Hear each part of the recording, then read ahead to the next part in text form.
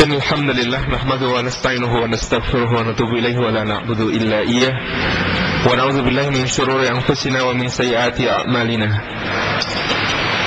ما يهد الله فلا مضل له ومن يضلل فلا هادي له أشهد أن لا إله إلا الله وحده لا شريك له وأشهد أن محمدا عبده ورسوله لا نبي ولا رسول بعده اللهم فصل وسلم وبارك على سيدنا وحبيبنا وشفيعنا محمد بن عبد الله وعلى آله وأصحابه ومواله يعني من تابعهم بإحسان إلى يوم القيامة أما بعد أحييكم بتحية الإسلام تحية طيبة مباركة تحية من عند الله تحية أهل الجنة السلام عليكم ورحمة الله وبركاته.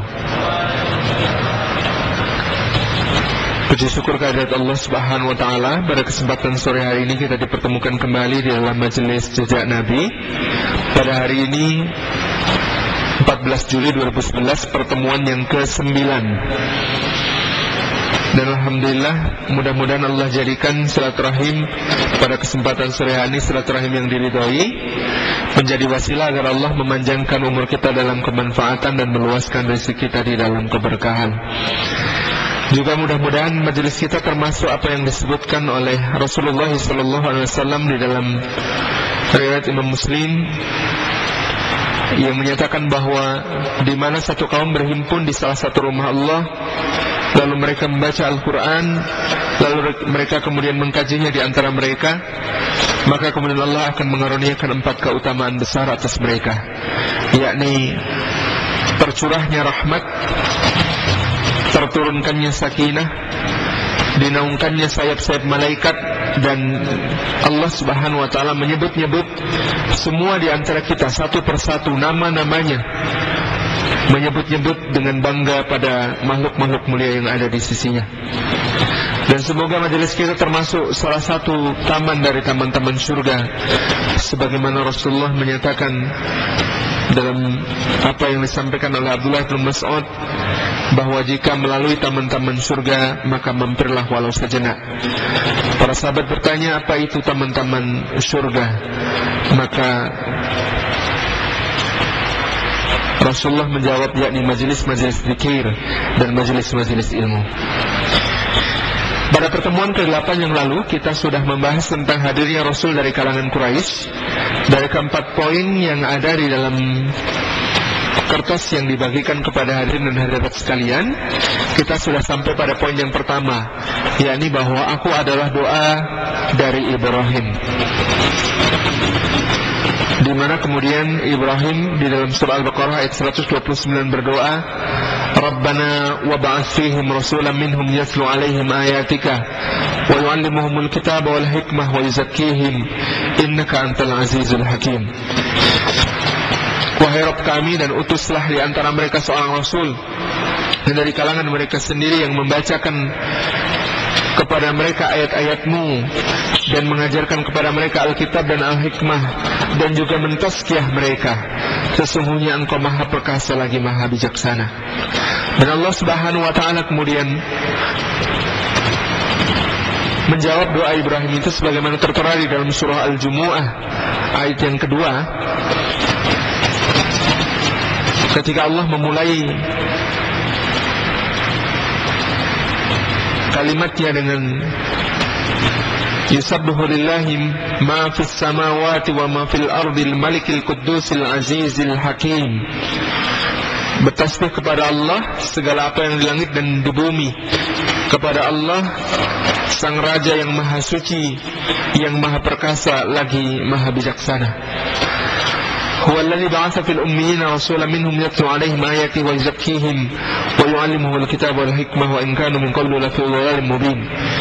Dialah Allah yang telah membangkitkan pada sebuah kaum yang ummi seorang rasul dari kalangan mereka yang membacakan untuk mereka ayat-ayat Allah dan mensucikan mereka dan mengajarkan kepada mereka Alkitab dan Al-Hikmah, dan sungguh sebelum itu mereka benar-benar berada di dalam kesesatan yang nyata.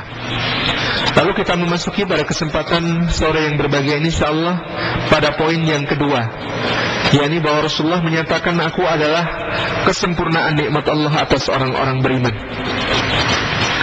Allah Subhanahu wa taala berfirman di dalam surah Al-Baqarah ayat yang ke-151, kama arsalna fikum rasulan minkum yaslu alaikum ayatina wa yuzakkikum wa yuallimukumul kitaba wal hikmah wa yuallimukum ma lam takunu ta'lamun.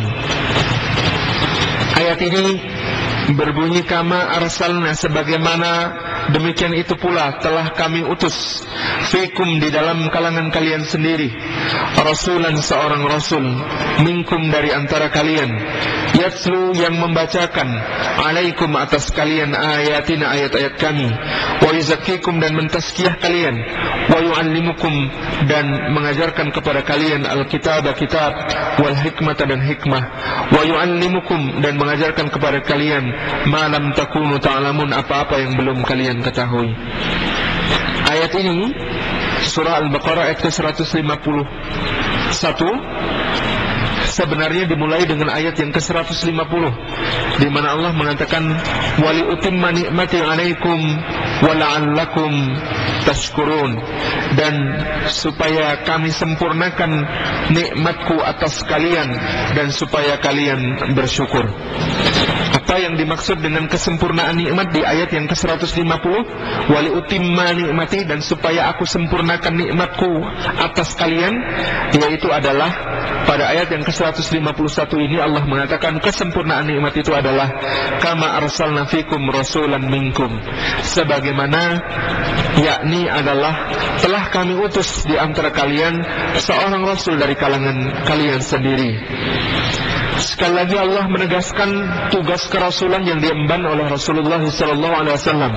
Yang pertama-tama adalah yatlu alaikum ayatina, untuk membacakan kepada kalian ayat-ayat kami, wa yuzakkikum dan kemudian mentazkiyah kalian, wa yuallimukumul kitaba wal hikmah dan mengajarkan kepada kalian Alkitab yakni Al-Quran dan Al-Hikmah yakni As-Sunnah, wa yuallimukum dan mengajarkan kepada kalian ma lam takunu ta'lamun apa-apa yang belum kalian ketahui.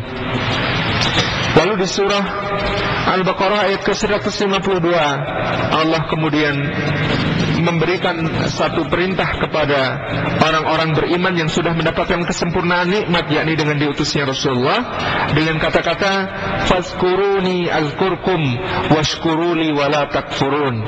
Fazkuruni maka berzikirlah kalian kepada aku, azkurkum maka aku pasti akan mengingat kalian, washkuruli dan bersyukurlah kalian kepada aku, wala takfurun dan janganlah kalian mengkufuriku.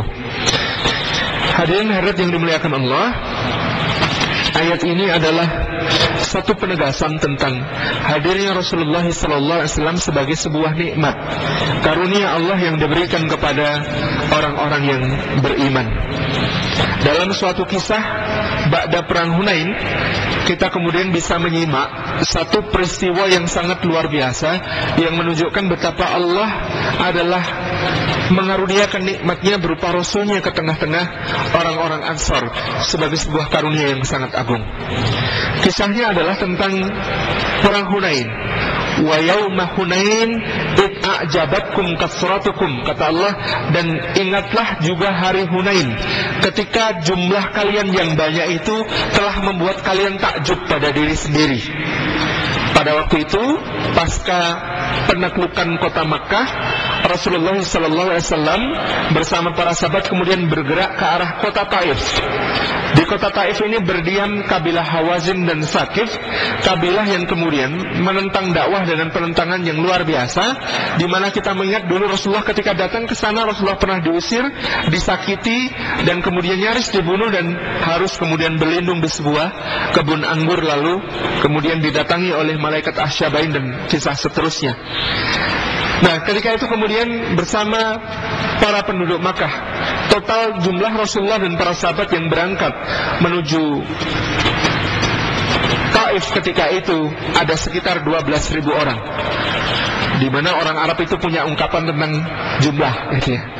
Sebaik-baik kawan itu 12 orang. Sebaik-baik Sariyah, detasemen pasukan, itu 120 orang. sebaik-baik pasukan ghazwah, pasukan besar itu 1.200 orang, dan jumlah 12.000 tidak akan terkalahkan karena banyaknya. Jadi kalau kemudian kita ingat, ini kata-kata orang Arab ini menarik gitu ya. Kawan terbaik itu 12 orang. Makanya nakib Musa, pemuka-pemuka kaumnya Musa yang diangkat oleh Musa untuk kemudian menjadi pemimpin Bani Israel itu 12 orang. Muridnya Isa alaihissalam juga 12 orang. Jadi kenapa orang Arab punya anggapan sebaik-baik kawan itu 12 orang. Kemudian sebaik-baik sariyah, detasemen pasukan kecil itu 120 orang.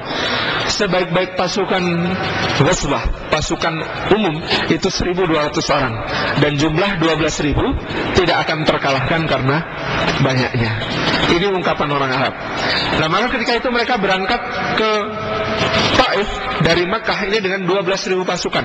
Sepanjang perjalanan mereka itu sudah bersorak-sorai pawai kemenangan, seolah-olah sudah menang, karena mereka sudah merasa yang namanya 12.000 tidak akan terkalahkan. Bagian belakang pasukan ini dipimpin justru oleh para tulaka. Tulaka ini artinya orang-orang yang dibebaskan, orang-orang yang dimaafkan. Ketika Rasulullah menaklukkan Makkah, maka ada pemuka-pemuka Quraisy yang ketika itu kemudian menghadap Rasulullah di depan Ka'bah. Lalu Rasulullah bertanya kepada mereka, apa yang sebaiknya aku lakukan kepada kalian? Lalu orang-orang itu semuanya menunduk malu, karena ingat betapa mereka pernah menyiksa Rasulullah, ingat betapa mereka pernah kemudian mengusir Rasulullah, ingat betapa mereka pernah membunuhi sahabat Rasulullah, ingat betapa mereka begitu zalim dan aniaya kepada Rasulullah SAW dan para sahabatnya. Tetapi ada orang yang cerdas di kalangan Quraisy, namanya Suhail bin Amr. Ini dulu utusannya Quraisy ketika perjanjian Hudaybiyah. Orang yang memang sangat cerdas dan cerdik dalam berbicara. Maka kemudian Suhail bin Amr angkat bicara dengan mengatakan, ya Muhammad, engkau adalah saudara kami yang mulia, anak dari saudara kami yang mulia. Maka Rasulullah mendengar perkataan Suhail bin Amr ini tertawa. Kemudian beliau mengatakan, fangfiru antumut tulaka, pergilah kalian, kalian semua adalah orang-orang yang dimaafkan. Tulaka, orang-orang yang dibebaskan.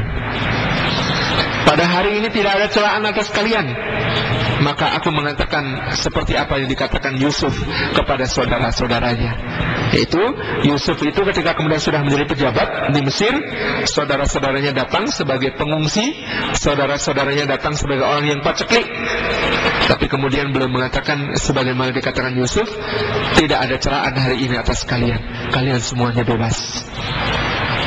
Nah, pasukan Tulaka bagian belakang ini dipimpin oleh Abu Sufyan bin Harb, pemimpin kota Makkah. Ketika itu kemudian mereka mengatakan pasukan kita ini benar-benar tidak akan terkalahkan. Jadi dulu ketika lihat pasukan Rasulullah memasuki Makkah pun, Abu Sufyan sudah mengatakan kepada Abbas bin Abdul Muthalib, paman Nabi, hai Abbas, sesungguhnya kerajaan keponakanmu ini akan meliputi seluruh Arab. Kata Abbas, wahai Abu Sufyan, ini bukan kerajaan, ini adalah kenabian. Maka kemudian, oh iya, kenabiannya akan meliputi seluruh Arab. Kata Abbas bin Abdul Muthalib, bukan seluruh Arab, tapi seluruh dunia. Oh iya, seluruh dunia. Nah, akhirnya kemudian ketika itu sampailah mereka di sebuah celah sempit di antara dua pegunungan. Celah sempit ini disebut sebagai Wadi Hunain atau Lembah Hunain. Di Lembah Hunain ini jalannya sangat sempit sehingga pasukan hanya bisa berbaris 3 orang untuk kemudian melaluinya. Ketika itulah, ketika kemudian mereka sedang berbaris memasuki celah sempit itu, datanglah gelundungan batu-batu besar dari atas, diserengi dengan hujan anak panah dan juga luncuran-luncuran tombak, sehingga kemudian pasukan 12.000 yang semula berbaris dengan amat gagah dan pomah itu kemudian bubar, tidak karuan, bercerai-berai, dan barisan belakang itu mempelopori lari, berbalik. Dan kemudian sampai-sampai Abu Sufyan mengatakan, kita tidak akan berhenti lari sampai ketemu lautan. Karena saking gentingnya keadaan semacam itu. Di sisi Rasulullah ketika itu diriwayatkan yang bertahan untuk tetap mendampingi beliau hanya sekitar 30 orang. Jadi dari 12.000 itu ternyata yang pasukan inti yang tidak gentar untuk mati itu tinggal 30 orang. Bubar jalan semuanya, tidak ada yang kemudian tinggal 30 orang di sisi beliau. Kemudian Rasulullah memanggil pamannya sambil berteriak, "Jangan lari, jangan pergi. Aku adalah Rasulullah, aku adalah cucu Abdul Muthalib." Kalimat ini menarik. Jangan lari, jangan pergi, aku adalah Rasulullah, aku adalah cucu Abdul Muthalib. Apa artinya? Kalimat pertama, aku adalah Rasulullah, digunakan untuk memanggil orang-orang yang dalam hatinya imannya sudah membaja. Artinya dipanggil aku adalah Rasulullah, harusnya balik begitu. Tapi kata-kata aku adalah cucu Abdul Muthalib digunakan untuk memanggil pasukan Tulaqa yang kemudian imannya belum menancap kuat. Kenapa nama Abdul Muthalib yang dipakai? Abdul Muthalib adalah kakek Rasulullah yang kepemimpinannya diakui oleh seluruh kabilah bangsa Arab dan semuanya ingat akan keberanian dan keperwiraan dari Abdul Muthalib. Sehingga kemudian Rasulullah memanggil, jangan lari, jangan pergi, aku adalah Rasulullah, aku adalah cucu Abdul Muthalib. Lalu Abbas bin Abdul Muthalib, Abbas paman Nabi, ini memanggil pasukan. Dipanggil pertama adalah wahai orang-orang yang berbaiat Aqabah. Wahai orang-orang yang berbaiat di Aqabah. Maksudnya tentu saja adalah para pemuka Ansar, orang-orang Madinah. Kenapa yang dipanggil pertama orang-orang yang berbaiat di Aqabah? Karena Abbas dulu menjadi saksi baiat Aqabah, baik yang pertama maupun yang kedua.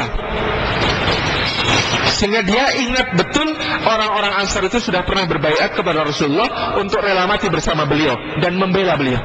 Maka dia panggil pertama, wahai orang-orang yang berbaiat di Aqabah. Lalu kemudian dia panggil lagi, wahai orang-orang Ansar. Lalu orang-orang Ansar dan orang-orang yang berbaiat di Aqabah ini mengatakan, labbaika ya Rasulullah, labbaika ya Rasulullah, kami datang memenuhi panggilan engkau ya Rasulullah. Maka mengumpullah kemudian kembali pasukan Ansar yang sangat banyak jumlahnya di sisi Rasulullah, dan kemudian pasukan Ansar ini yang memukul mundur dan dengan keberanian yang luar biasa mereka mendaki ke atas bukit dan mencerai-beraikan pasukan Taif yang kemudian menyerang dari atas. Ketika itu didapatkan rampasan perang yang amat sangat banyak. Karena apa? Ternyata pasukan Taif itu ketika berperang mereka membawa serta semua hartanya. Ini diperintahkan oleh pemimpin mereka, pemimpin kota Taif ini, untuk menyambut Rasulullah dalam perang itu. Mereka membawa semua harta miliknya. Kita kadang-kadang mikir, buat apa mereka? Dalam psikologis pasukan ini, perintahnya pimpinan orang Taif ini masuk akal. Kalau kemudian pasukan hanya berangkat, ya berangkat saja, itu kemudian mental untuk lari menghadapi pasukan Rasulullah yang sangat besar itu pasti sangat kuat. Kalau nanti kalah sedikit ya lari begitu. Tetapi ketika membawa hartanya semuanya, minimal masing-masing orang itu berjuang bukan hanya untuk kota Taif dan pemimpinnya, tapi berjuang untuk melindungi hartanya agar tidak kemudian direbut musuh. Jadi logikanya begitu. Logika yang dipakai adalah kenapa hartanya dibawa semua? Agar mereka kemudian bisa mempertahankan, bukan cuma berjuang untuk kotanya, tapi juga berjuang untuk harta miliknya kesemuanya. Tapi mereka kalah oleh pasukan Ansar, dan ketika kemudian pasukan Taif ini sudah terkalahkan, lalu datanglah kemudian Abu Sufyan bersama teman-temannya, pasukan Tulaqa itu, yang kemudian ternyata mengatakan, ternyata kita bisa memenangkan. Kan kita sudah bilang 12.000 itu tidak akan terkalahkan. Tiba saatnya kemudian pembagian ghanimah, harta rampasan perang itu. Yang unik adalah orang-orang Ansar yang berperan terpenting di dalam perang itu tidak mendapatkan apapun juga. Sementara orang-orang Tulaqa ini mendapatkan warisan, mendapatkan bagian dari ghanimah yang terbesar. Safwan bin Umayyah, pemuka kota Makkah, ini diajak oleh Rasulullah, digandeng tangannya. Kau lihat lembah itu, wahai Safwan? Iya, ya Muhammad. Manggilnya masih Muhammad. Karena dalam hatinya imannya belum teguh. Dia bilang, iya ya Muhammad, aku lihat. Apa isinya? Kambing semua. Itu untukmu. Kaget. Itu untukmu. Kau bercanda? Tidak. Seorang Nabi tidak bercanda dan tidak berdusta. Maka kemudian Safwan ini memperbarui syahadatnya dengan mengatakan asyhadu an la ilaha illallah wa asyhadu annaka rasulullah. Tidak mungkin yang melakukan seperti ini kecuali seorang nabi. Aku sekarang percaya bahwa engkau nabi. Lalu kemudian Muawiyah bin Abi Sufyan dan bapaknya Abu Sufyan dibawa juga oleh Rasulullah ke sebuah lembah yang lain. Kau lihat itu semua? Iya. Apa isinya lembah itu? Unta. Itu semua untuk kalian. Unta itu semua untuk kalian. Maka Abu Sufyan dan anaknya Muawiyah ini mendapatkan satu lembah isinya unta. Allahu Akbar. Sementara orang-orang Ansar ini tidak mendapatkan apapun, tidak memperoleh apapun. Akhirnya di kalangan orang-orang Ansar ditiupkan oleh sebagian orang munafik yang turut serta dalam perang Hunain itu, kemudian dikatakan, benar kan kalian selama ini membela orang yang salah, kalian korbankan harta dan jiwa kalian untuk beliau, tetapi beliau tetap lebih mencintai orang-orang Makkah daripada kita.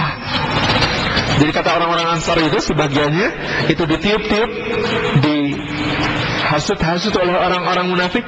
Tuh, kita salah membela orang. Selama ini kita korbankan harta dan jiwa untuk orang ini, yaitu Rasulullah SAW. Sementara ketika dia memperoleh kemenangan dan kejayaan, yang dia perhatikan hanya keluarganya dari kalangan bangsawan Makkah. Rasulullah mendengar kasak-kusuk itu. Lalu Rasulullah kemudian memanggil pemuka Ansar ketika itu, yakni Sa'ad bin Ubadah. Sa'ad bin Ubadah adalah pemuka suku Khazraj yang praktis setelah wafatnya Sa'ad bin Mu'ad dari suku Aus dalam perang Khandaq, lalu menjadi pemimpin tertinggi dari seluruh orang Ansar di Madinah. Dipanggilnya Sa'ad bin Ubadah, kemudian Rasulullah bertanya, ada apa wahai Sa'ad tentang orang-orang Ansar? Kata Sa'ad bin Ubadah, ya Rasulullah, sejujurnya orang-orang Ansar agak keberatan atas pembagian ini. Kata Rasulullah kepada Sa'ad, engkau sendiri bagaimana wahai Sa'ad? Kata Sa'ad bin Ubadah, ya saya hanya salah satu dari orang-orang Ansar. Maksudnya pendapat saya pun sama, saya agak keberatan begitu. Tapi kemudian oleh Sa'ad dikatakan, ya saya kan cuma salah satu di antara mereka. Maka Rasulullah tersenyum dan mengatakan kepada Sa'ad bin Ubadah, kumpulkanlah orang-orangmu di sebuah tempat penggembalaan. Nah, kemudian dikumpulkanlah di sebuah padang gembalaan semua orang Ansar. Lalu Rasulullah kemudian datang kepada mereka, lalu beliau sallallahu alaihi wasallam bertanya, wahai orang-orang Ansar. Kemudian orang-orang Ansar itu mengatakan, labbaika ya Rasulullah, kami ada di sini untuk engkau ya Rasulullah. Wahai orang-orang Ansar, bukankah aku datang kepada kalian, kalian dalam keadaan sesat, lalu aku membawakan hidayah untuk kalian? Bukankah aku datang kepada kalian, kalian dalam keadaan hina, lalu aku menjadi kemuliaan bagi kalian? Bukankah aku datang kepada kalian, kalian dalam keadaan miskin dan papa, lalu Allah bukakan pintu-pintu rezeki melalui aku? Bukankah aku datang kepada kalian, kalian dalam keadaan bercerai-berai dan berpecah belah, lalu aku mempersatukan kalian? Kata orang-orang Ansar, iya ya Rasulullah, engkau benar, Allah dan Rasulnya lebih agung karunianya dan lebih baik, lebih mulia kepada kami. Mereka kemudian menunduk, malu. Tapi Rasulullah kemudian tersenyum dan mengatakan, wahai orang-orang Ansar, kenapa kalian tidak menjawabku? Kenapa kalian tidak membantahku? Kenapa kalian tidak mendebatku? Orang-orang Ansar itu mengatakan, ya Rasulullah, dengan apa kami harus mendebatmu? Dengan apa kami harus kemudian membantahmu? Dengan apa kami menjawabmu? Rasulullah kemudian mengatakan, wahai orang-orang Ansar, sekiranya kalian mau, maka kalian adalah orang yang benar, lagi dibenarkan. Kalian boleh mengatakan kepadaku dan itu adalah benar, lagi dibenarkan. Kalian bisa mengatakan, ya Rasulullah, engkau datang kepada kami dalam keadaan terusir, lalu kami menampungmu. Engkau datang kepada kami dalam keadaan tak punya apa-apa, lalu kami kemudian memberikan tempat untukmu. Engkau datang kepada kami sebagai orang yang hina, maka kami memuliakan engkau. Engkau datang kepada kami dalam keadaan, semuanya Rasulullah ungkapkan dengan cara yang luar biasa. Dijelaskan seperti itu, orang-orang Ansar justru menangis. Kata mereka, tidak ya Rasulullah, kalimat yang pertama lebih benar daripada kalimat yang kedua. Tidak ya Rasulullah. Jadi kata mereka, ungkapan Rasulullah yang pertama, bahwa Rasulullah adalah yang membawakan kemuliaan, rizki, dan bahkan persatuan bagi mereka, itu lebih benar daripada kata-kata Rasulullah yang kedua yang mengatakan, engkau datang ya Rasulullah kepada kami dalam keadaan miskin, lalu kami memberikan kekayaan. Engkau datang ya Rasulullah kepada kami dalam keadaan hina, lalu kami memuliakan. Engkau datang ya Rasulullah kepada kami dalam keadaan terusir, lalu kami memberikan tempat, dan seterusnya. Ketika itu Rasulullah kemudian melihat orang Ansar ini semuanya sudah menangis, jenggot-jenggot sudah basah oleh air mata, kata para penulis sirah. Kemudian Rasulullah mengatakan, ya Allah, cobalah lihat orang-orang Ansar ini. Wahai orang-orang Ansar, apakah kalian tidak rela di dalam hati kalian jika aku bermaksud memberikan sebagian dari sampah dunia kepada orang-orang yang kemudian hatinya masih belum yakin dan teguh agar mereka terikat dengan Islam? Apakah kalian tidak rela orang-orang itu mendapatkan sampah dunia, sementara kalian, wahai orang-orang Ansar, keimanan kalian tidak aku ragukan lagi? Apakah kalian tidak rela orang-orang pulang membawa unta dan kambing, tapi kalian pulang ke rumah kalian dengan membawa Allah dan Rasulnya beserta kalian? Semakin menangis, semakin menangis. Kami rela ya Rasulullah dengan pembagian ini. Kami rela Allah dan Rasulnya yang menjadi bagian kami, bukan unta, bukan kambing, tapi Allah dan Rasulnya. Maka Rasulullah menutupnya dengan doa, ya Allah, rahmatilah orang-orang Ansar, dan rahmatilah anak cucu orang Ansar, dan rahmatilah Madinah, tempat kami bertinggal dan berhidup bersama orang-orang Ansar. Kalaulah bukan karena hijrah, pastilah aku termasuk orang-orang Ansar. Kalimatnya menarik ya. Kalaulah bukan karena hijrah, pastilah aku termasuk orang-orang Ansar. Ya kalau kita, ya iyalah gitu. Kalau hijrah namanya muhajirin, tapi kalau penduduk Madinah asli namanya orang-orang Ansar. Tetapi inilah kemudian kemuliaan kota Madinah. Rasulullah menyatakan kemudian tentang Madinah yang dihuni oleh orang-orang Ansar itu, Ibrahim telah menetapkan Makkah sebagai tanah haram, dan dia juga menentukan batas-batasnya. Maka aku, sebagaimana Ibrahim menetapkan Makkah sebagai tanah haram, menjadikan Madinah ini sebagai tanah haram, dan aku menetapkan batas-batasnya. Lalu Rasulullah mengatakan, Madinah ini adalah persis, adalah sesuatu yang bersih. Maka nama Madinah itu selain Madinah adalah Taibah. Madinah itu adalah baik dan bersih, maka dia pasti akan mengeluarkan semua kotoran yang ada di dalamnya. Artinya apa? Bapak Ibu yang dirahmati Allah, kota Madinah ini kota yang bersih sampai hari kiamat tiba, dan Madinah ini, kata Rasulullah, akan mengeluarkan kotoran-kotorannya jika yang di dalamnya itu menjadi orang-orang yang kotor. Maka ketika Umar bin Abdul Aziz itu dipecat dari kedudukannya sebagai wali kota Madinah, lalu dia dipanggil, ditarik ke Damaskus oleh Al-Walid bin Abdul Malik untuk menjadi penasihat pribadi, itu dia kemudian menangis. Dia mengatakan kepada budaknya, aduhai celaka aku, jangan-jangan aku ini termasuk orang-orang yang dibersihkan oleh Madinah. Jadi kalau kemudian dia waktu itu tinggalnya di Madinah, jadi wali kota, lalu dipecat oleh Al-Walid bin Abdul Malik, kemudian ditarik ke Damaskus untuk dijadikan penasehat, kata Umar bin Abdul Aziz, jangan-jangan aku ini adalah orang yang dinafikan oleh kota Madinah, orang-orang yang kemudian dibersihkan oleh kota Madinah sebagai kotoran-kotorannya. Nah, ikhwati fillah rahimakumullah, tadi kita kemudian bisa melihat dalam kisah itu orang-orang Ansar mengatakan yang pertama lebih benar daripada yang kedua. Kalimat bahwa Rasulullah itu adalah nikmat yang agung, yang sempurna dari Allah Subhanahu wa taala, inilah yang lebih tepat. Rasulullah pun kemudian mengatakan, innama bu'istu liutammima masalihal akhlaq. Ini yang lebih sahih daripada makarimal akhlak. Wallahu a'lam bishawab.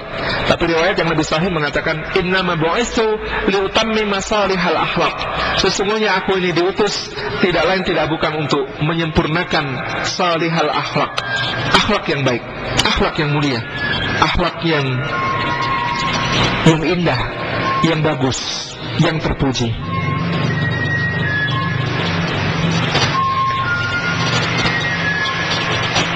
Kemudian Allah juga mengatakan tentang Rasulullah, inna arsalnaka basyiran wa nadhira wa da'iyan ilallahi bi'idnihi wa sirajan munira. Kenapa Rasulullah disebut nikmat yang sempurna? Karena kemudian kata Allah, inna arsalnaka, sesungguhnya kami mengutus engkau Muhammad basyiran, sebagai pembawa kabar gembira, wa nadhiran, dan pemberi peringatan, wa da'iyan ilallahi, dan penyeru menuju Allah, bi'idnihi, dengan izin Allah, wa sirajan, dan juga menjadi pelita, muniran, yang menerangi. Jadi Rasulullah ini sempurna karena dia basyiran, pemberi kabar gembira, nadhiran, pemberi peringatan, da'iyan, seorang da'i yang menyuruh ke jalan Allah, sirajan munira, dan dia adalah seorang yang kemudian menjadi pelita yang menyinari, yang menerangi. Dalam ayat ini ada susunan kata yang berbeda daripada yang sebelumnya, yakni wa yu'allimukum ma lam takunu ta'lamun, dan Rasul itu mengajarkan kepadamu apa-apa yang kamu belum mengetahuinya. Para ulama menafsiri malam takunu ta'lamun, apa-apa yang belum kamu ketahui, sebagai khabar-khabar yang Allah berikan melalui Rasulullah tentang hal-hal yang selama ini bahkan belum diajarkan oleh para Rasul sebelum beliau, atau kabar-kabar yang kemudian orang Arab tidak akan pernah mengetahuinya selain melalui beliau. Bahkan mereka tidak mengetahuinya dari ahli kitab sekalipun. Di antaranya adalah kabar yang ditanyakan oleh orang-orang Quraisy yang asalnya dari orang-orang Yahudi yang memberi ide. Jadi kata orang-orang Quraisy itu, mereka pergi ke Madinah, ketemu orang-orang Yahudi, dan kemudian mereka mengatakan, ada orang aku jadi nabi di Makkah, apa yang harus kami lakukan? Lalu orang-orang Yahudi itu mengatakan, tanyakan kepadanya tentang satu, yakni tentang pemuda-pemuda pada masa lalu. Yang kedua, tanyakan kepadanya tentang seorang raja yang menguasai timur dan barat, dan tanyakan kepadanya tentang roh. Kalau dia bisa menjawab ketiganya, maka dia adalah nabi. Itu kata orang-orang Yahudi itu. Orang-orang Yahudi itu tidak menyangka bahwa itu memang nabi mereka. Maka mereka kemudian meminta orang-orang Quraisy untuk menanyakan tiga perkara itu yang menurut Taurat hanya akan diketahui oleh nabi akhir zaman. Maka ditanyakanlah kepada Rasulullah tentang tiga hal itu, yakni yang pertama tentang beberapa orang pemuda dari masa lalu, yang kedua tentang raja yang menguasai timur dan barat, yang ketiga tentang roh. Menjawab pertanyaan ini, Rasulullah kemudian dengan pede mengatakan, besok akan kujawab. Besok akan kujawab. Tapi ternyata besok paginya wahyu belum turun. Bingunglah Rasulullah, ini mau dijawab apa? Akhirnya kemudian ketika orang Quraisy datang lagi, Rasulullah mengatakan, datanglah lagi besok, akan kujawab besok. Pulang mereka sudah menggerundul begitu ya. Kemudian datang lagi ke paginya, mana Muhammad jawabannya? Ternyata wahyunya memang belum turun. Dan kemudian Rasulullah mengatakan, datanglah lagi besok itu. Lalu Allah Subhanahu wa taala setelah hari yang ketiga itu menegur Rasulullah dengan kata-kata dalam surah Al-Kahfi, wala taqulanna li syai'in inni fa'ilun dzalika gadah. Jangan kamu katakan atas setiap sesuatu itu besok, besok, besok. Illa ayyasha Allah, kecuali dengan kata-kata insya Allah. Maka dengan ini kita itu diajarkan oleh Allah Subhanahu wa taala, jika menjanjikan sesuatu kita harus menambahkan kata insya Allah jika Allah menghendaki. Dan kata insya Allah ini adalah janji yang sangat kuat, karena andai Allah kemudian menghendaki tapi kemudian kita tidak memenuhi apa yang kemudian kita janjikan, tanggung jawab atas janji itu bukan hanya akan diminta oleh yang bersangkutan yang kita janjii, tetapi juga akan diminta oleh Allah Subhanahu wa taala. Saya bayar besok insya Allah utangnya begitu ya. Nah besok pagi itu Allah sudah menyediakan alat untuk membayar utang itu, tapi tidak kita bayar, kita tunda lagi. Maka janji itu akan ditanyakan bukan hanya oleh orang itu, tetapi juga oleh Allah Subhanahu wa taala kelak di yaumil qiyamah. Maka insya Allah itu berat. Saya dulu heran ketika ketemu dengan orang-orang Arab, kok mereka jarang mengucapkan insya Allah gitu.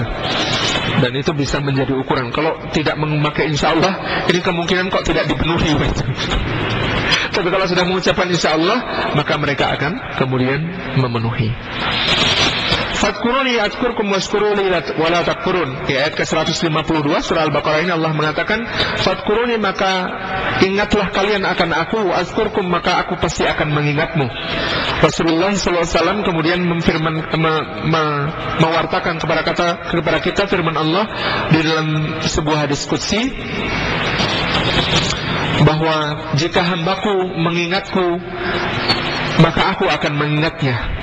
Jika hambaku mengingatku di dalam sebuah kumpulan orang, menzikirku dalam sebuah kumpulan orang, maka aku akan menzikirnya di dalam kumpulan yang lebih baik daripada kumpulannya.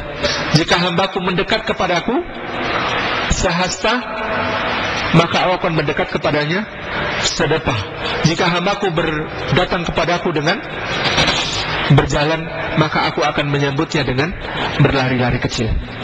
Jadi di antaranya makna dari fadkuruni azkurkum, ingatlah kalian akan aku, maka aku akan mengingat kalian. Rasulullah juga bersabda, ingatlah Allah di kala kalian lapang, maka Allah pasti akan mengingat kalian di kala kalian sempit. Washkuruli, dan bersyukurlah kalian semua kepadaku, wala takfurun, dan janganlah kalian kufur. Maksudnya, kata Ibnu Katsir, adalah tentang nikmat-nikmat Allah, sebagaimana kemudian firman-Nya di dalam surah Ibrahim, wa itta'adzana rabbukum la in syakartum la azidannakum wa la in kafartum inna adzabi lasyadid. La in syakartum, jika kalian bersyukur kepadaku, la azidannakum, maka pasti aku akan menambah nikmat untuk kalian. Wa la in kafartum, dan jika kalian kufur, apa kelanjutannya?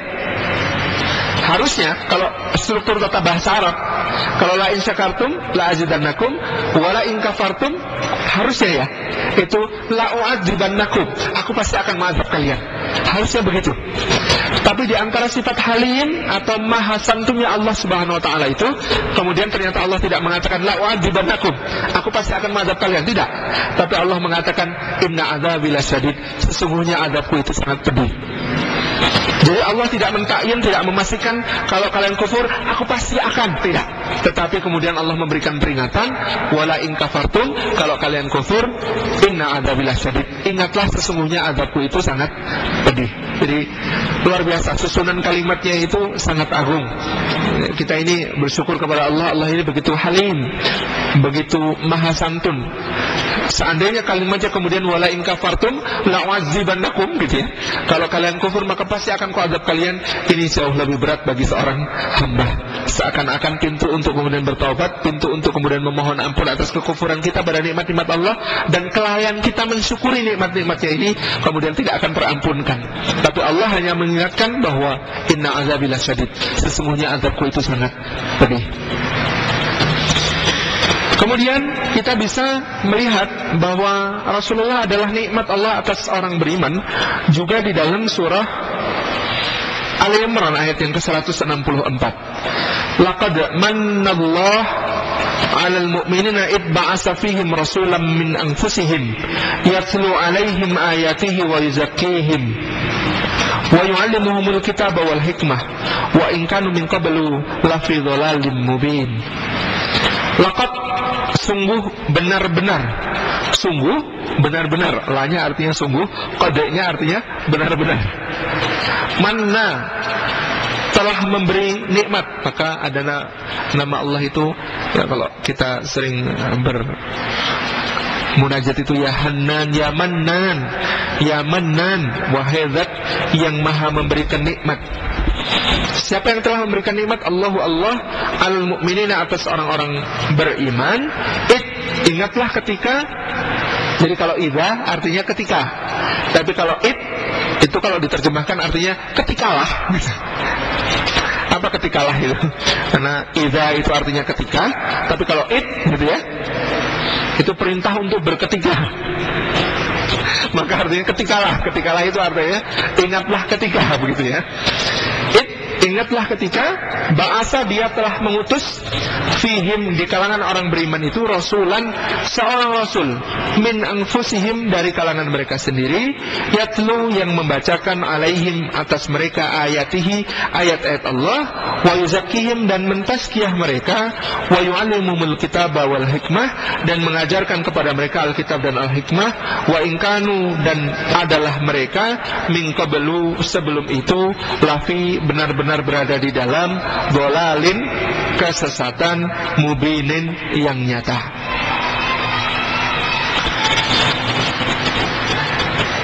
Manna, apa artinya manna?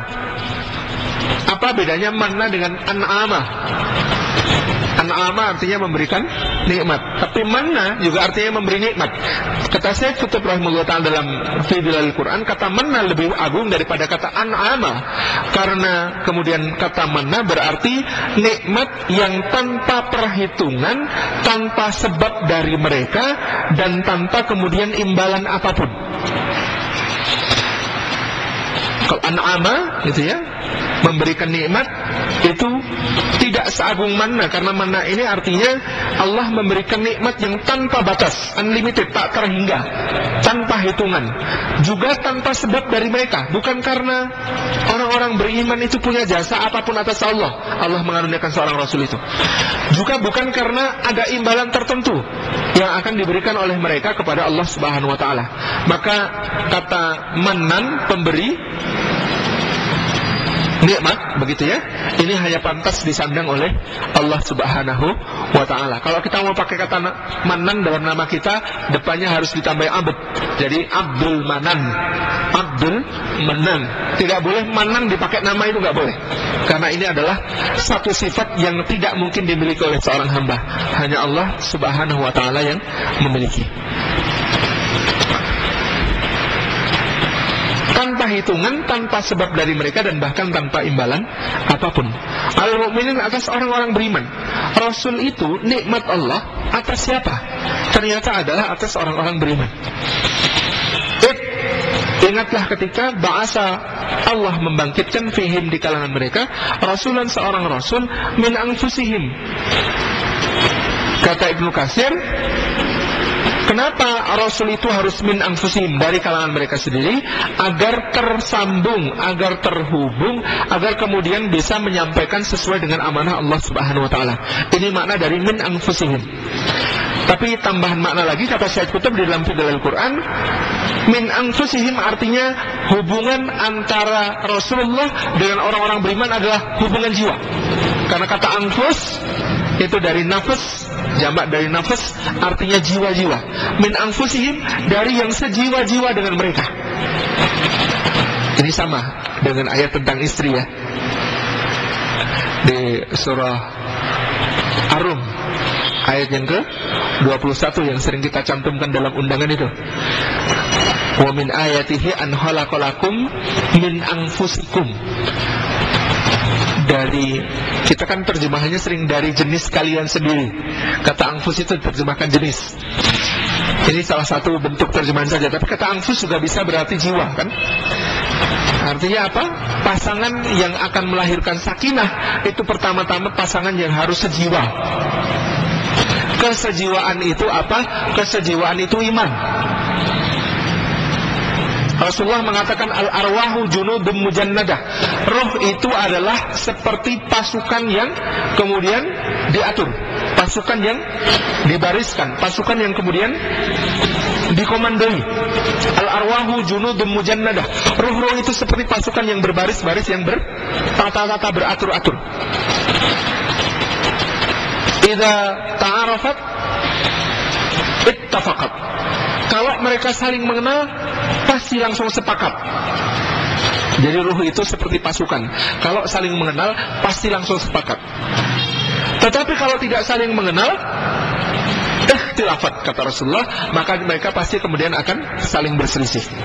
Nah, ruh itu seperti pasukan. Pasukan itu saling mengenal dengan apa biasanya? Kode. Pasukan itu kan untuk saling mengenal biasanya dengan kode. ada sandinya di tiap pasukan itu.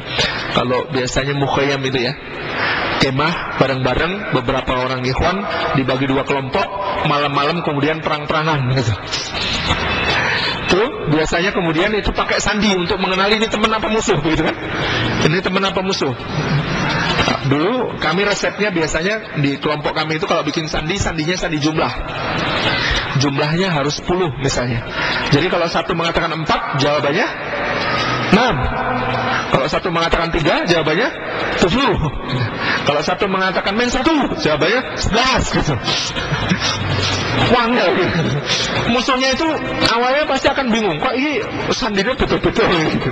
Jadi ada misalnya pernah dengar, oh itu tadi kalau temennya jawabnya 4 gitu. Tanyanya 9, 4. Mati langsung. Jadi kalau jawabnya nggak nyambung langsung dibanting gitu kan. Langsung dibanting. Nah, ini kode karena kemudian meskipun belum lama kenalnya gitu ya. Kalau kodenya sudah nyambung itu sudah langsung sepakat, oh konco begitu. Tapi meskipun kemudian gitu ya, sudah bersama-sama bertahun-tahun begitu ya, kalau kemudian tidak sejiwa, artinya apa? Tidak sejiwa itu artinya kodenya tidak nyambung begitu. Kodenya itu tidak nyambung, sandinya itu tidak nyambung, maka kemudian akan terus berselisih. Maka terus akan kemudian tidak bisa bersepakat. Maka kemudian yang bisa menghubungkan antara seorang laki-laki dan seorang perempuan untuk melahirkan sakinah, apalagi mawaddah, apalagi rahmah dalam sebuah rumah tangga itu pertama-tama adalah kesejiwaan. Kesejiwaan itu ruh yang saling mengenal. Ruh itu saling mengenal dengan kode, dan kode antar ruh adalah keimanan kepada Allah Subhanahu wa taala. Maka di dalam mencari suami, mencari istri, yang pertama harus diperhatikan adalah kode. Kodenya apa? Masuk nggak? Nyambung nggak? Ruh antar ruh satu sama lain. Dan ini kemudian gitu ya, ini tidak butuh jangka waktu yang lama. Biasanya gitu ya, itu langsung nyambung. Seperti seorang kawan dari ayah saya dulu tahun 80-an, maklum tahun 80-an itu orang-orang yang kemudian sudah bergiat di dalam dakwah dan orang-orang yang sudah mengerti berbagai macam adab-adab etika Islam itu jumlahnya kan belum banyak. Jadi kalau sudah nyambung langsung naik kereta api. Dulu di satu tempat, di satu kursi di kereta api itu, di seberang sana juga ada orang yang naik kereta api juga, duduk di seberang sana. Yang ini perempuan, yang sini laki-laki. Nah, saat laki-lakinya ini bersin kemudian mengucapkan alhamdulillah, yang sana menyahut yarhamukallah. Langsung laki-laki ini kemudian minta alamatnya, didatengin bapaknya dilamar dan jadi begitu. Jadi sampai sekarang kadang-kadang kalau suka bercanda, ini cuman saya bersinin jadi begitu. Kenapa? Karena bersin gitu ya. Alhamdulillah kok sampai nyambung yarhamukallah gitu. Pada zaman di mana orang belum banyak mengenal yarhamukallah. Ini berarti sudah kena begitu. Ini sudah nyambung. Ini sudah min anfusikum, sudah sejiwa begitu. Nah, itu mantap langsung hari itu juga ketika selesai dapat alamatnya, datengin bapaknya dilamar. Bapaknya juga heran, "Anda kenal dari mana anak saya?"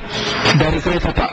"Kok bisa? Tahu nama anak saya enggak?" "Enggak tahu, Pak. Yang jelas saya tahu nama dan alamat Bapak, tapi saya enggak tahu anak Bapak." "Loh, anak saya banyak." Gitu. Terus yang mana? Nah, ini yang menjadi luar biasa karena orang nyambung langsung begitu ya. Nyambung. Dicoba ya nanti di kereta api banyak-banyak bersin gitu. Banyak-banyak bersin, ada yang yarhamukallah atau enggak gitu. Nah, ini jadi kenapa kemudian para ustadz itu selalu kemudian mengingatkan kalau sudah kenal mantap segera dinikahi. Supaya apa gitu? Kesejiwaan itu bisa kabur kalau terlalu lama berada di dalam kontak yang kemudian tidak ada ikatan kehalalannya. Jadi memandang gitu ya, maka Rasulullah itu menganjurkan untuk memandang calon, melihat, fanggur ilaiha, lihatlah kepada calonmu untuk menemukan sesuatu yang bisa membuat kamu tertarik untuk menikahinya. Itu mandangnya cukup, tidak perlu banyak-banyak, karena hanya untuk menemukan hal yang menarik. Kalau mencari aib beda lagi, perlu waktu yang lama.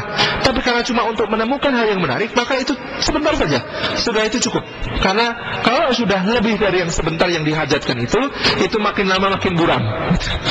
Makin lama kesejiwaannya akan semakin buram. Nah, dengan berangkat menikah lewat kesejiwaan, sudah nyambung kodenya itu, insya Allah yang namanya sakinah itu otomatis.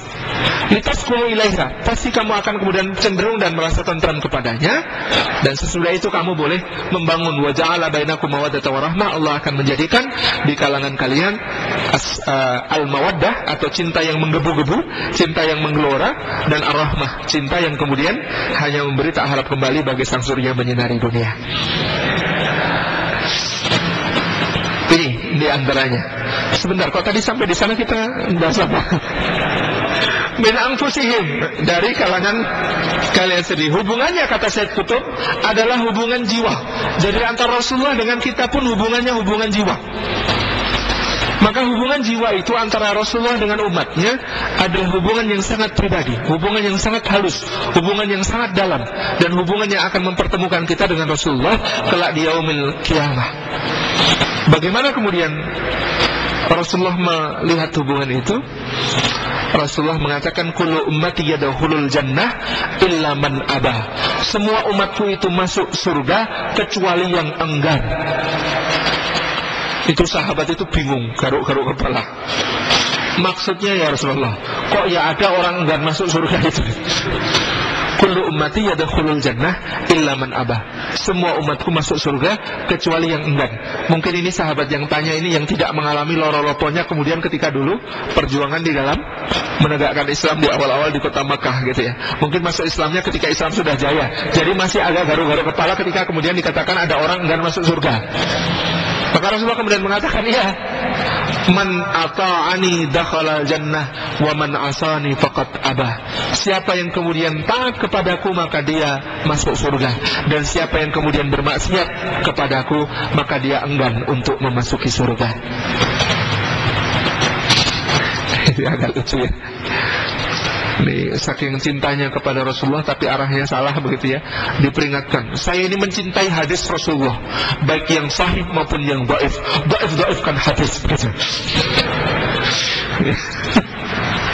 Ya, dhaif yang hadis itu juga bisa menjadi benar pengamalannya kalau dhaifnya ini ada syawahidnya, ada kemudian penguat-penguatnya yang menjadikan dia minimal hasan dan begitu. Atau dhaif ini bisa menjadi semangat kita di dalam beramal. Ini boleh gitu ya. Tapi kalau kemudian, saya lucu juga kemarin diceritain tadi malam oleh Pak Bodi Dewantara gitu ya, ada sebuah majelis gitu ya, yang oleh gerakan Islam yang lain dituduh sebagai majelis bid'ah gitu ya. Terus dia bikin semboyan baru gitu ya. Stikernya ditempel di mana-mana lagi tulisannya. Tulisannya apa tau enggak? Bid'ah yopil.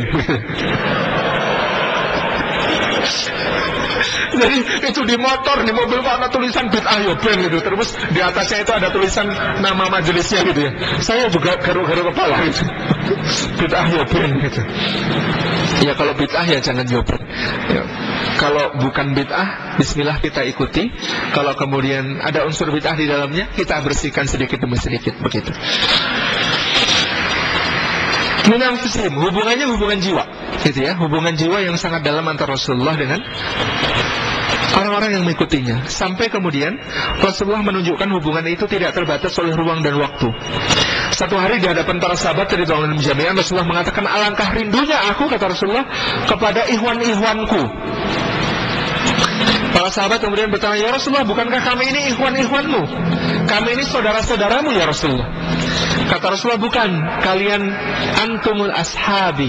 Antum ashabi, kalian itu saudara-saudara, kalian itu sahabat-sahabatku. Lalu siapa ikhwan-ikhwanmu ya Rasulullah? Ikhwan-ikhwanku adalah orang yang tidak pernah bertemu denganku, belum pernah melihat wajahku, tetapi mereka membenarkanku dan mengikuti sunnah-sunnahku. Semoga Allah menjadikan kita termasuk ikhwan-ikhwan Rasulullah SAW. Yatlu alaihim ayatihi, lagi-lagi Rasulullah itu diberi tugas oleh Allah Subhanahu wa taala untuk membacakan kepada umatnya ini ayat-ayat dari Allah Subhanahu wa taala. Wa yuzakkihim, dan mentazkiyah mereka. Tazkiyah, mensucikan. Suci dari apa? Kata Said Qutb rahimahullah taala, suci dari berbagai tradisi dan hal-hal yang menjijikkan di zaman jahiliyah. Tentang ini beliau kemudian menyebutkan kisah tentang Ja'far bin Abi Thalib ketika sedang berhijrah ke Habasyah. Jadi Rasulullah itu mengutus para pemuka Quraisy yang sudah masuk Islam sebagiannya untuk kemudian berhijrah ke Habasyah. Rasulullah mengatakan kepada mereka, Di sana ada seorang raja yang tidak akan terdolimi siapapun yang ada di sisinya. Jadi ini ujian yang luar biasa untuk seorang raja, yang bahkan raja ini bukan raja yang ketika itu bukan raja yang muslim. Raja ini beragama Nasrani, namanya As-Samah Najasyi. Najasyi Habasyah yang namanya As-Samah ini oleh Rasulullah disebut sebagai seorang raja malikun la yudlamu ahadun indahu, yang tidak akan dizalimi seorang pun di sisinya. Maka berangkatlah para sahabat ini hijrah ke Habasyah.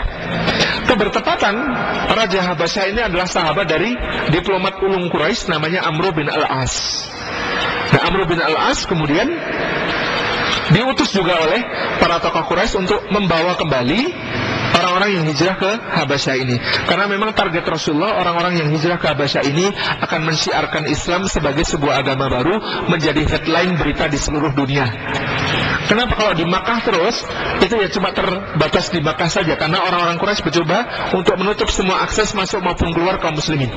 Tapi begitu mereka ini berhijrah ke Habasyah, Habasyah ini adalah bawahan Romawi. Kalau sampai mereka bisa membuat berita-berita sensasional di Habasyah, insya Allah berita tentang Islam ini akan didengar di seluruh kekaisaran Romawi, bahkan seluruh kemudian peradaban ketika itu, yaitu yang membentang dari barat hingga timur, dari utara hingga selatan, semuanya akan tahu tentang Islam. Maka diutuslah Ja'far, Utsman bin Affan, kemudian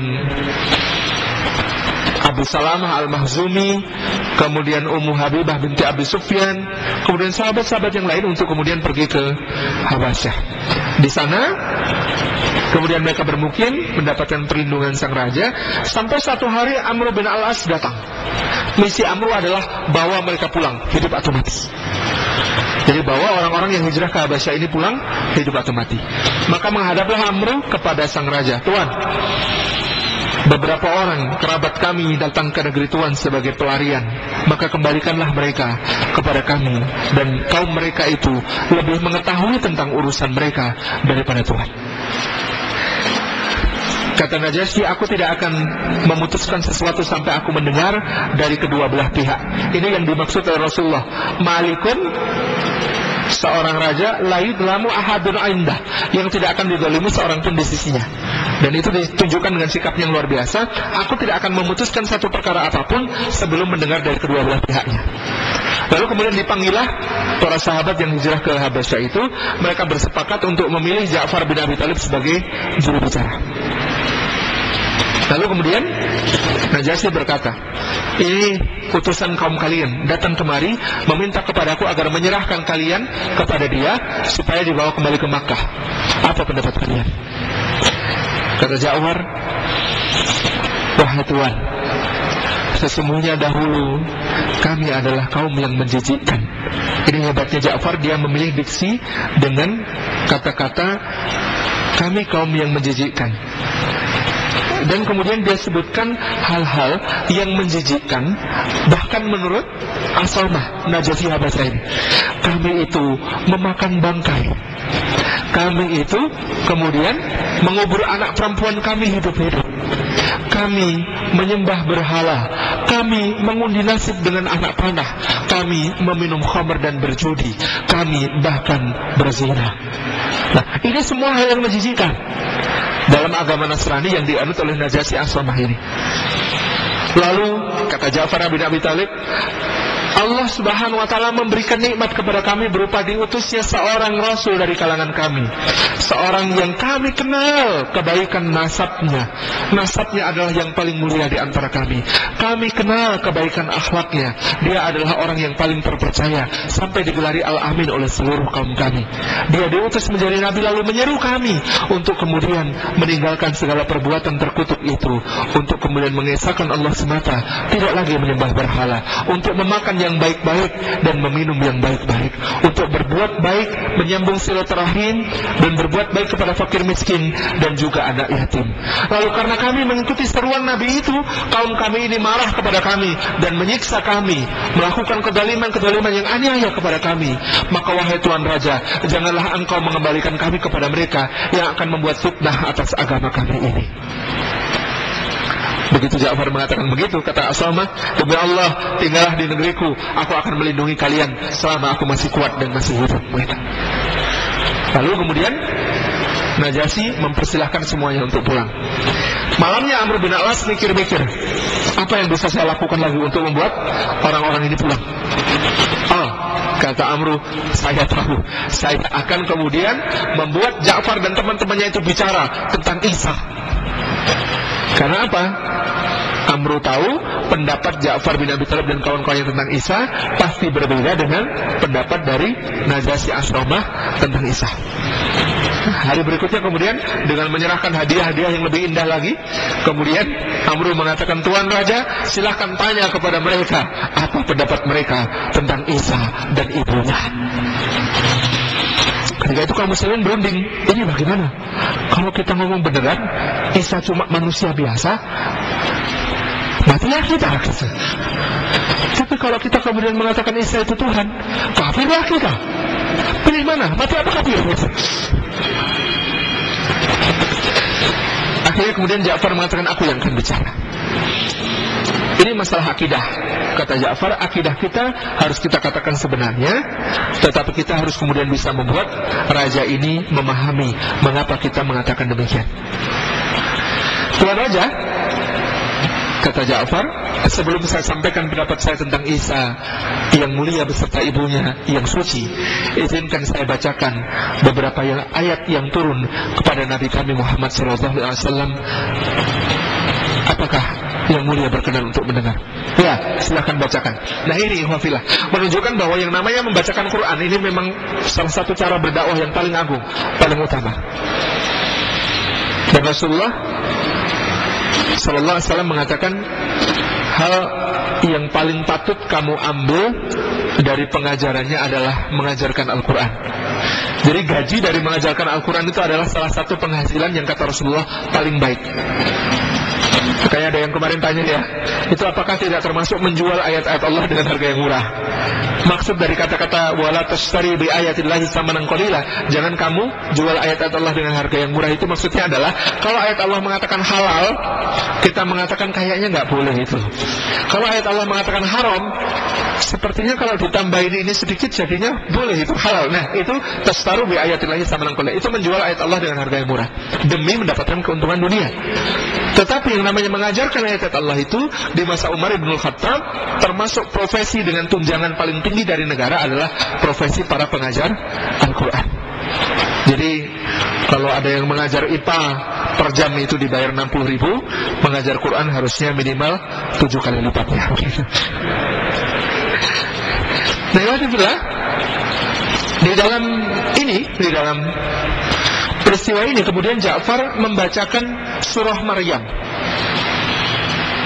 Ja'far membacakan surah Maryam. Dzikru rahmati rabbika 'abdahu Zakaria idnada rabbahu nidaan khafiyya.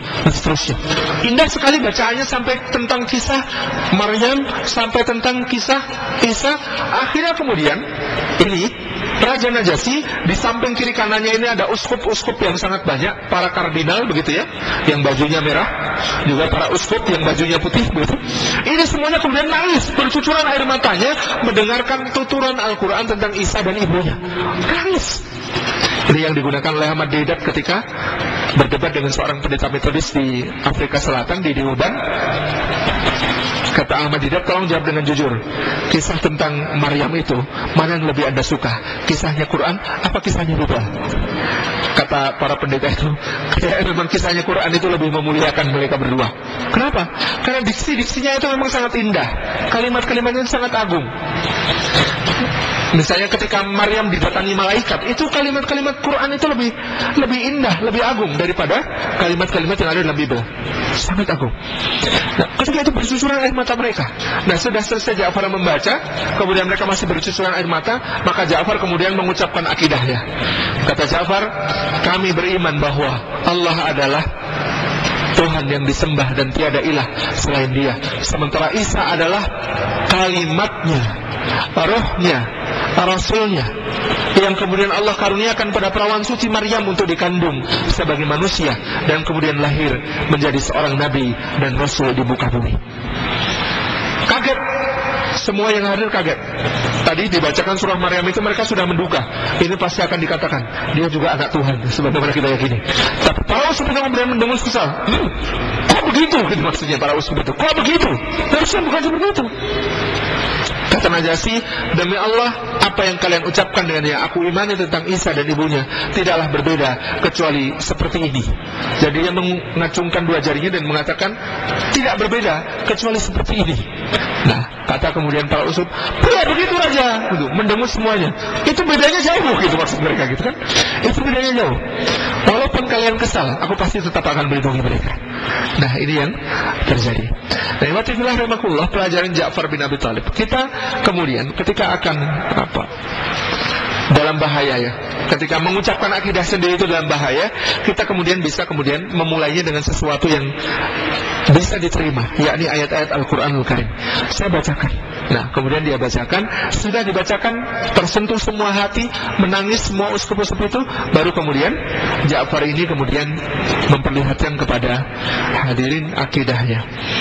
Nah, kata Najasyi kemudian kepada Amru, pergi kalian, pulang, bawa semua hadiah kalian ini kepada kaum kalian. Demi Allah aku tidak membutuhkannya, dan aku pasti akan melindungi mereka selama aku masih hidup. Nah, apa yang terjadi kemudian? Ternyata para uskup yang kemudian merasa dengki kepada Ja'far dan teman-temannya ini bersekongkol dengan adiknya Najasyi untuk kemudian mengadakan sebuah pemberontakan besar. Pemberontakan itu dilakukan dari seberang sungai Nil, sehingga ketika itu kemudian Raja Najasyi mengatakan, aku sudah menyiapkan kapal untuk kalian. Coba kalian perhatikan, nanti siapa yang menang dalam pertempuran ini. Kalau aku yang menang, aku akan tetap melindungi kalian. Tapi kalau aku kalah dalam perang ini, segera kalian semua naik ke kapal, berlayarlah ke arah utara menuju Mesir. Ini kata Najasyi. Jadi kemudian sudah sampai seperti itu keadaannya genting, perang besar. Kemudian Az-Zubair bin Al-Awwam, ini menantunya Abu Bakar As-Siddiq dan juga adalah putra dari bibi Rasulullah. Zubair ini kemudian berenang di sungai Nil itu, memperhatikan perangnya, karena perangnya itu perang lautan, perang angkatan laut, kapal lawan kapal begitu ya. Dia perhatikan. Kemudian dia dengan gembira mengatakan kepada seluruh kaum muslimin ketika itu bahwa Najasyi memenangkan perang, kita aman, kita masih bisa tetap tinggal di sini. Lalu setelah itu Najasyi mengumpulkan rakyatnya di ibu kota dan kemudian dia berada di atas balkon. Ketika itu rakyat sudah mempertanyakan apakah Najasyi pindah agama. Apakah Najasyi pindah agama? Kok sampai adiknya memberontak, para uskup memberontak? Apakah dia sudah tidak setia kepada agamanya? Lalu kemudian Najasyi menulis secari kertas. Secari kertas itu dia tulis di situ kalimat tauhid, la ilaha illallah Muhammad Rasulullah. Lalu kertas ini dimasukkan ke dalam saku bajunya. Saku baju ini letaknya di atas dadanya. Lalu kemudian ketika menghadap ke rakyatnya ini, Najasyi kemudian ditanya, apakah anda sudah meninggalkan iman anda dan murtad menjadi seorang yang kafir? Kata Najasyi, demi Allah, aku tidaklah kafir, keyakinanku masih sama seperti ini. Keyakinanku masih sama seperti ini, yakni kalimat tauhid yang dia tulis di dalam sakunya. Dia sudah menjadi seorang muslim. Ini memang kemudian atas arahan dari para sahabat Rasulullah, Najasyi diminta untuk tetap merahasiakan keislamannya sampai akhir, sehingga kemudian ketika nanti Najasyi wafat di Habasyah, di Ethiopia, Sudan dan Somalia ini, Rasulullah di Madinah melakukan salat ghaib. Maka termasuk syariat salat ghaib adalah salat ghaib itu kita laksanakan ketika ada seorang muslim yang meninggal tetapi dia tidak diurus secara benar di satu tempat yang kemudian dia adalah minoritas. Kita ini disyariatkan untuk salat ghaib pada hal-hal semacam ini yang kemudian kewajiban kifayah atasnya terpenuhi dengan apa yang kita lakukan. Demikian terlebih dahulu yang kita sampaikan pada kesempatan sore hari ini. Kita sampai pada poin yang ketiga. Oh, baru yang kedua ya. Baru satu poin, yakni aku adalah kesempurnaan nikmat Allah atas orang beriman. Insyaallah mudah-mudahan bisa kita lanjutkan pada poin yang ketiga dan keempat. Aku adalah nubuat Isa dan aku adalah anak dua orang yang dikorbankan pada pertemuan yang akan datang. Sebelum nanti kita akhiri, mungkin ada satu atau dua pertanyaan, kami persilahkan. Baik, kepada jamaah yang ingin bertanya, mungkin dua kesempatan terlebih dahulu. Silakan dua penanya.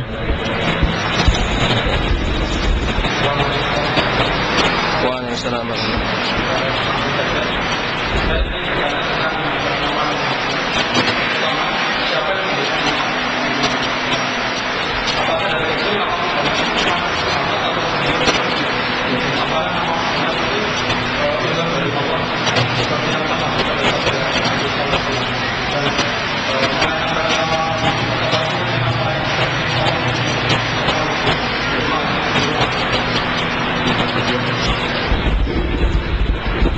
Baik. Sebelum Rasulullah SAW lahir, di kalangan bangsa Arab tidak ada nama yang seperti nama Rasulullah. Muhammad, orang yang amat terpuji. Artinya, ini nama yang diberikan oleh Abdul Muthalib, kakek beliau. Ketika Rasulullah lahir dari rahim Bunda Aminah, lalu digendonglah oleh Abdul Muthalib untuk tawaf mengelilingi Ka'bah. Kemudian dia pergi dari Darun Nadwah di mana orang-orang Quraisy berkumpul. Kemudian Abdul Muthalib memperkenalkan, ini cucuku, namanya Muhammad. Semua orang di situ protes, kok namanya aneh? Kami belum pernah mendengar nama seperti itu. Kenapa tidak diberi nama dengan nama bapak-bapak kita yang perkasa? Beri nama Hashim kah? Gitu. Hashim. Hashim ini nama bapaknya Abdul Muthalib ya. Kenapa namanya Hashim? Hashim ini artinya orang yang remuk. Hashim itu artinya orang yang meremuk.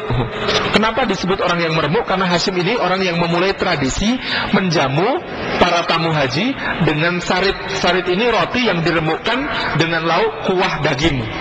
Nah, rotinya itu diremuk dulu, kemudian dimasukkan ke dalam kuah daging itu. Dulu cuma jamuan untuk para jamaah haji itu cuma roti dengan minyak, bisa minyak zaitun atau minyak yang lain begitu ya.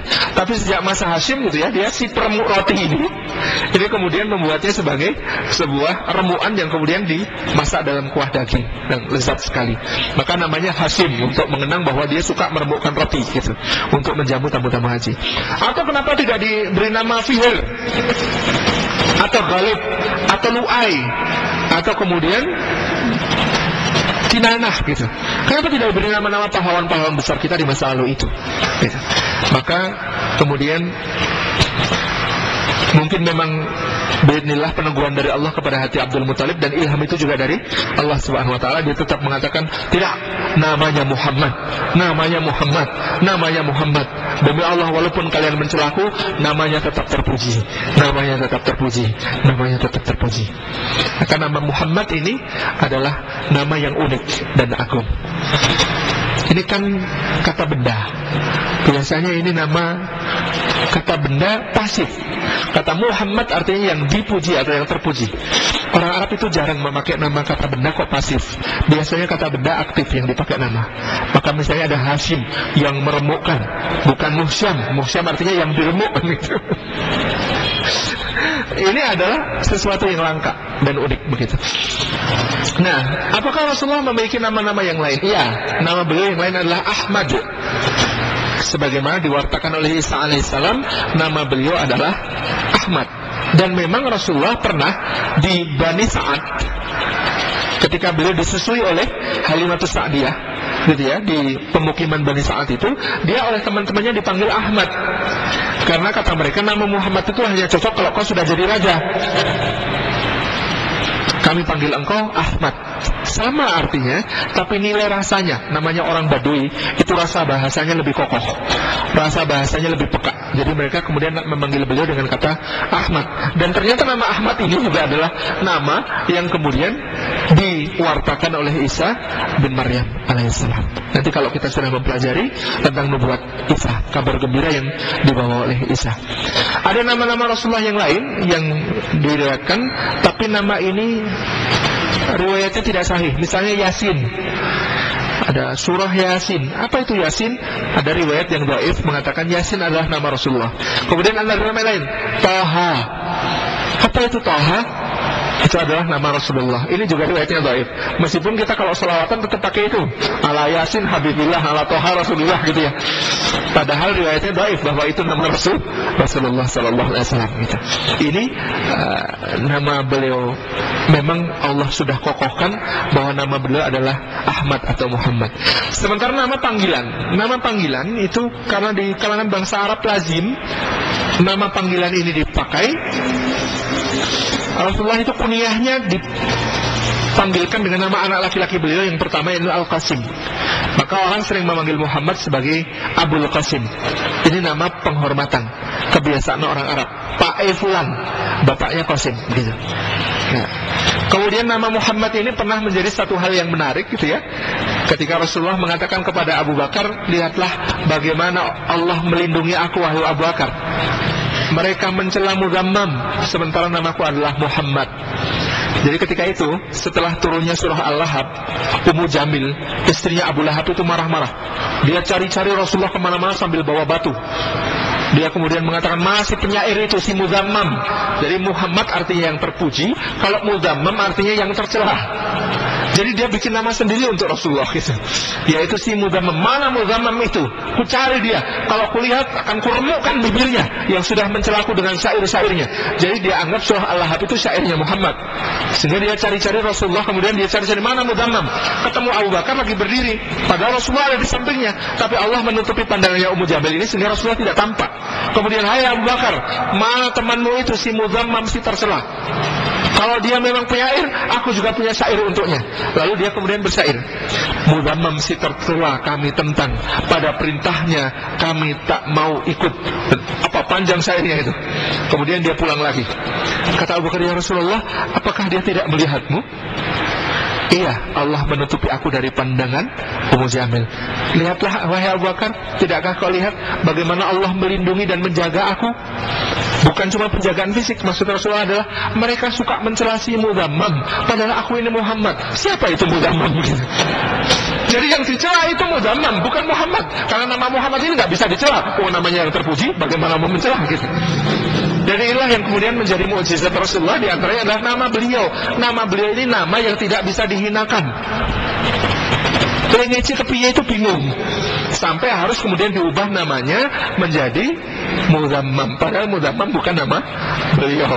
Rasulullah itu Muhammad, orang yang terpuji. Karena namanya adalah si yang terpuji, maka Rasulullah itu tidak bisa dicela dengan apapun juga di dalam nama beliau.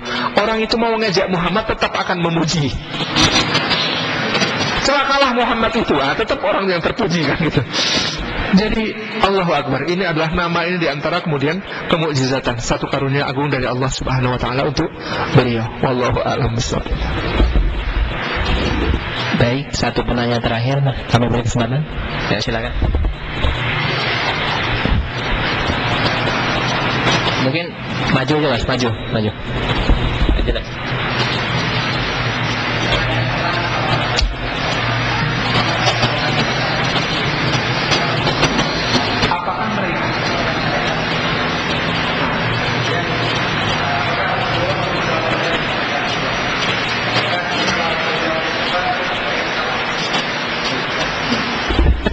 Tentang orang-orang munafik, apakah mereka ada di Madinah ini dengan syariat-syariat yang sama dengan para sahabat? Ya, sama. Orang munafik itu penampilan zahirnya tidak ada yang berbeda dengan kaum muslimin pada umumnya. Dan bahkan mereka juga melaksanakan berbagai macam syiar-syiar sebagaimana dilaksanakan oleh kaum muslimin, meskipun Allah menyebutnya sebagai syiar-syiar yang dilakukan dengan terpaksa. Wa idza qamu ila sholati qamu kusala. Ketika mereka kemudian berdiri untuk salat berjamaah juga mereka berdiri kusala, tapi dengan berat hati, dengan malas diri, dan seterusnya. Nah, kemudian pertanyaan selanjutnya, apakah Rasulullah mensalatkan mereka? Rasulullah ini kepala negara. Kepada orang-orang munafik secara umum Rasulullah tidak mensalatkan, tapi untuk tokohnya orang munafik Rasulullah mensalatkan. Siapa itu? Abdullah bin Ubay bin Salul. Jadi ketika itu Abdullah bin Ubay bin Salul mati, kemudian seluruh orang Khazraj itu kemudian merawat jenazahnya. Lalu putranya, yakni Abdullah bin Ubay bin Salul. Jadi ada Abdullah punya nama anak Abdullah gitu ya. Namanya Abdullah bin Abdullah. Abdullah bin Ubay bin Salul ini kemudian menghadap Rasulullah, ya Rasulullah, aku mohon kepada engkau untuk memohonkan ampun kepada Allah atas ayahku. Nah, yang meminta ini anak yang soleh luar biasa. Dulu ketika bapaknya mengatakan la yuhrijanal a'azzu minhal adzal, la irja'na ilal Madinah la yuhrijanal a'azzu minhal adzal. Kalau kita pulang ke Madinah, orang mulia akan mengeluarkan orang hina. Maksudnya Abdullah bin Ubay bin Salul, nanti kalau kita pulang ke Madinah, saya orang yang mulia ini akan mengeluarkan Rasulullah yang hina itu dari kota Madinah. Begitu kemudian sampai di gerbang kota, Abdullah bin Ubay bin Salul ini menghadang ayahnya. Ayah tidak boleh masuk ke Madinah. Loh, ada apa denganmu? Aku ini bapak mau tahu.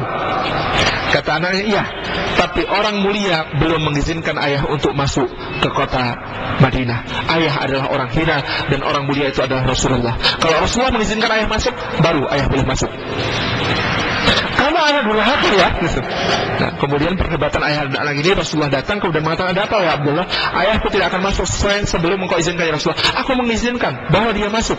Maka kemudian ini dibawa masuk. Lalu satu hari ada seorang sahabat yang kemudian namanya Zaid bin Al-Arqam ini mengatakan kepada Rasulullah, ya Rasulullah, ini orang munafik ini penyakit di Madinah. Kalau kita tidak bunuh itu pemukanya, akan menerajalela mereka.